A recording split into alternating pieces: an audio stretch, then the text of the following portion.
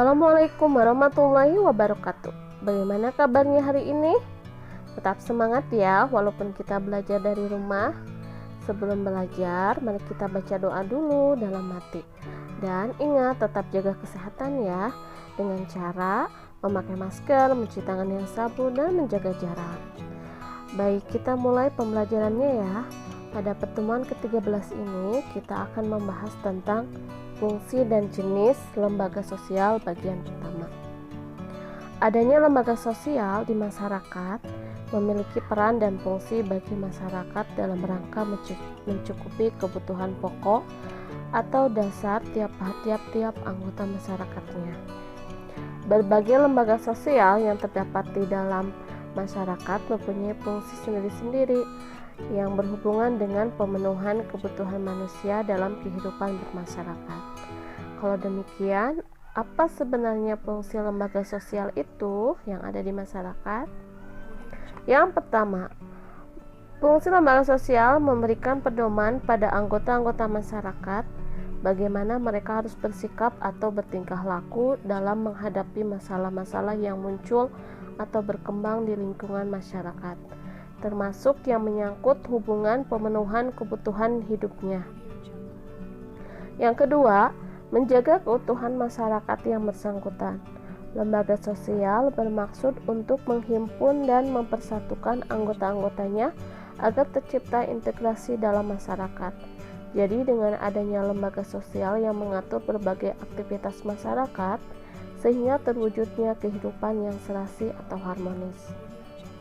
Yang ketiga, memberikan pedoman kepada masyarakat untuk mengadakan sistem pengendalian sosial atau kontrol sosial. Artinya, lembaga sosial sebagai sistem pengawasan masyarakat terhadap tingkah laku anggota masyarakatnya. Lembaga sosial yang ada di masyarakat bentuknya bermacam-macam. Nah, jenis lembaga sosial itu ada yang namanya lembaga keluarga, agama, ekonomi, pendidikan, dan lembaga politik. Setiap lembaga memiliki fungsi yang berbeda-beda dan memiliki hubungan yang saling melengkapi. Selanjutnya, mari kita bahas tentang jenis-jenis dan fungsi dari lembaga sosial itu sendiri. Lembaga sosial yang pertama adalah lembaga keluarga. Keluarga mempunyai unit sosial yang terkecil dalam masyarakat yang terdiri dari ayah, ibu, dan anaknya. Anak-anak inilah yang nantinya berkembang dan mulai bisa melihat dan mengenal arti diri sendiri, dan kemudian mulai dikenal sebagai individu. Keluarga berperan membina dan membimbing anggota-anggotanya untuk beradaptasi dengan lingkungan fisik maupun lingkungan budaya di mana ia berada. Apa fungsi lembaga keluarga? Pada umumnya, lembaga keluarga memiliki fungsi antara lain sebagai berikut. Yang pertama, fungsi reproduksi. Dalam keluarga, anak-anak merupakan wujud dari cinta kasih dan tanggung jawab suami istri meneruskan keturunannya. Keluarga mempunyai fungsi reproduksi, artinya dari pernikahan diharapkan akan memberikan keturunan. Yang kedua, fungsi proteksi atau perlindungan.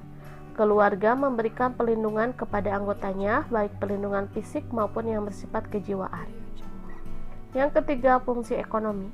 Pada umumnya dalam sebuah keluarga, ayah merupakan kepala keluarga serta menjadi tulang punggung keluarga.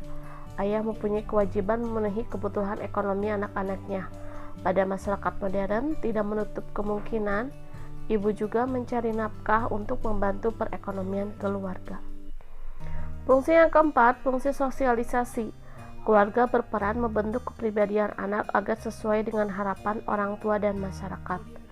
Di dalam lingkungan keluarga, anak mulai dilatih dan diperkenalkan cara-cara hidup bersama dengan orang lain. Anak-anak diajak memahami lingkungan yang lebih luas, sehingga pada saatnya nanti seorang anak benar-benar siap untuk hidup dalam masyarakat. Yang kelima, fungsi afeksi. Keluarga memberikan kasih sayang dan perhatian pada anak-anaknya. Dalam keluarga pula diharapkan akan memberikan kehangatan perasaan pada anggota keluarga. Yang keenam, fungsi pengawasan sosial. Setiap anggota keluarga pada dasarnya saling kontrol atau saling mengawasi karena mereka memiliki tanggung jawab dalam menjaga nama baik keluarga. Yang terakhir, yang ketujuh, fungsi lembaga keluarga sebagai pemberian status. Melalui lembaga perkawinan ini, seseorang akan mendapatkan status atau kedudukan yang baru di masyarakat, yaitu sebagai suami istri.